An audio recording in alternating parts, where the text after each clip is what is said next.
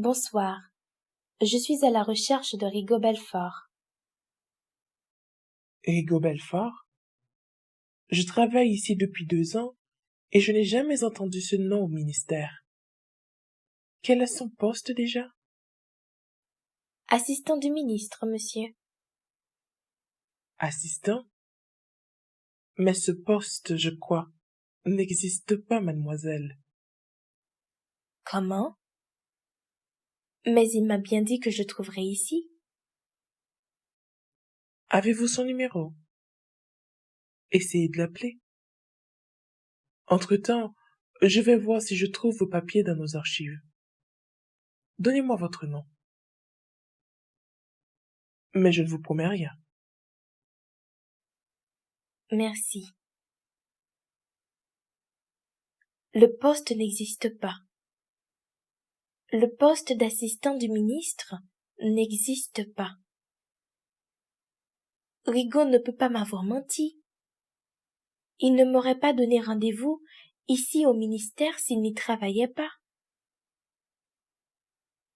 J'essaie de réfléchir avec calme, même si je sais qu'à un endroit de ma tête, la panique se propage.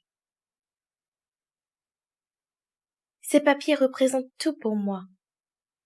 Je dois les apporter la semaine prochaine à l'ambassade d'Argentine. L'université a été très claire. Si je ne leur envoie pas ces papiers ce mois-ci, je perdrai alors toutes mes chances de m'y inscrire. Il me faudrait attendre l'année suivante lors du prochain semestre. C'est un luxe que mes parents ne peuvent pas se permettre. Non, Rigaud ne me ferait pas ça à moi.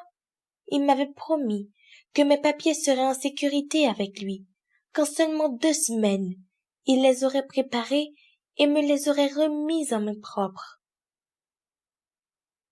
À presque tous les employés, je leur ai demandé après lui, et ils m'ont tous répondu la même chose. Rigaud Belfort? Il n'y a aucun Rigaud ici. Je suis sur mon 10e appel. Il ne décochera pas. Rigaud m'a menti. Mes papiers, j'en suis sûre, jamais ne sont arrivés au ministère. Une larme ou deux roule sur mes joues. Je ne suis pas triste. Je suis en colère. Je suis désespérée. À l'intérieur, on me dit que ça arrive souvent, que les étudiants se fassent arnaquer par des personnes se faisant passer pour des employés du ministère. Mon Dieu, c'est à mon tour de vivre cet horrible cauchemar. Je peux quand même appeler la police. Elle, oui, peut m'aider à retracer Rigaud. Ai-je commenté à l'un des employés. La quoi? M'a-t-il demandé. Celui-ci m'a carrément rironné. Je ne sais pas pourquoi, la police est bien là pour servir et protéger. Elle, j'en suis sûre, a les moyens nécessaires pour retrouver Rigaud. Ainsi, je pourrai récupérer mes papiers. Mademoiselle, nous vous conseillons vivement d'essayer de retrouver cet individu par vos propres moyens.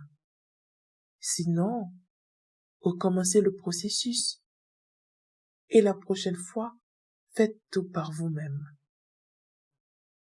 Malheureusement, nous ne pouvons rien faire de plus pour vous. Recommencer? Je ne peux pas recommencer. Ça me prendrait environ 1 mois et demi. Pourquoi Rigaud? Pourquoi moi? J'ai mis toutes mes économies afin d'obtenir ces papiers.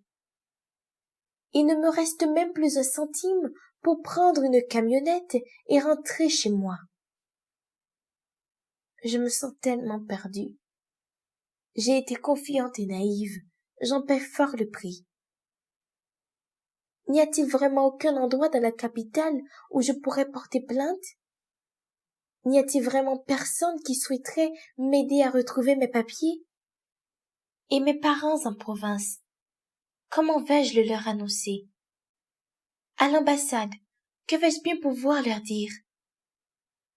Que j'ai été victime d'une raquette,